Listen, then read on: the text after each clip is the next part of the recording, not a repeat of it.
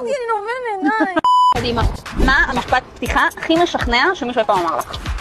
יש לי באמת להגיד. נו. כתב לי, ושנייה מסיים נסיעה וכבר מתחיל איתה. עומר, מישהי התחילה איתך ואמרה לך משפט פתיחה משכנע? כן, מאיה לפני איזה שבועיים שלחה לי משפט מהמם. איך אתה? שזה מאוד ריגש אותי גם, מאיה. שתדעו לכם שהמשפט הזה מוכח כעובד גם אם אתם לא נראים כמו מאיה קיי. איך הייתי פונה למישהי? זה עם הכלבה שלי, אבל זה הגיוני. אקשן.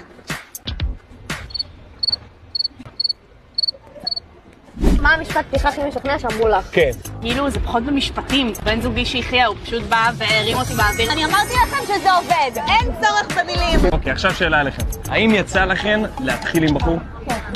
גברים הפסיקו להתחיל עם בחורות. בחיים לא ידעו. עומר, מתי אתה פעם אחרונה התחלת עם בחורה? ממש לפני 3 ימים שלחתי הודעה למאיה שוב. טוב, סיים לנהוג וכבר מתחיל איתך. וואו! וואי, לא